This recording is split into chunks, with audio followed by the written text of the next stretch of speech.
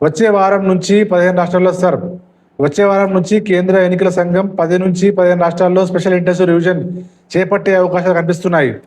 వచ్చే ఏడాది అసెంబ్లీ ఎన్నికలు జరగనున్న అస్సాం, తమిళనాడు, పుదుచ్చేరి, కేరళ, బెంగాల్ తొలుత సర్ ప్రక్రియ ప్రారంభం కానుందని అధికారులు వెల్లడించారు.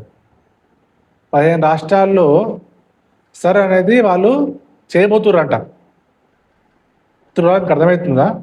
ఆల్రెడీ సర్ అనే ప్రక్రియతో బీహార్లో కొన్ని వేల లక్షల ఓట్లు వాళ్ళు తీసేయడం జరిగింది. అంటే బీజేపీకి అనుకూలంగా ఉండే వాళ్ళ దగ్గర ఓట్లు పెంచిర్రు, ప్రతికూలంగా ఉండే కాంగ్రెస్ పార్టీ ఓటు బ్యాంక్ ఉండే ఏరియాల్లో ఓటర్లను తీసేసారు. అదే చెప్తుంది రాహుల్ గాంధీ. రాహుల్ గాంధీ ఏమంటుండు? ఓట్ చోరీ ఓట్ చోరీ ఓట్ చోరీ అంటుండు. అంటే స్పెషల్ ఇంటెన్సివ్ రివిజన్ ద్వారా ఎవరెవరైతే బీజేపీకి అనుకూలంగా లేరో ఆ ఓటర్లన్నీ కట్ చేస్తున్నారు. డూప్లికేట్ ఓటరు, చనిపోయిన ఓటర్లు అనేసి, లేకుంటే ట్రాన్స్ఫర్ అయిపోయిన ఓటర్లను కట్ చేస్తుండ్రు కారణం లేకుండా. ఈ పేదవాళ్ళు, ఈ గరీబోళ్ళు ఆ రోజు ఓటింగ్ చేయడానికి వెళ్ళినప్పుడు మీ ఓటు లేదంటారు ఓటర్ లిస్టులో, ఓటర్ ఐడి కార్డు ఉంటుంది.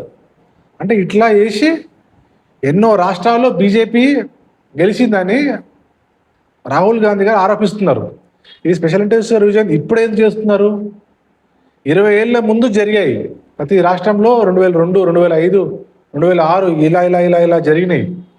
20 సంవత్సరాల తర్వాత ఎలాగైనా బీజేపీ అధికారంలో రావాలని ఇది ఒక కుట్రగా భావిస్తున్నారు ప్రజలు కూడా, రాహుల్ గాంధీ కూడా. ఇంకా ప్రజల్లో కూడా అనుమానం ఉంది, అనుమానం అనేది ఉంది. Special intensive revision it is a danger for our country. It is not allowing people to tell their mandate to government.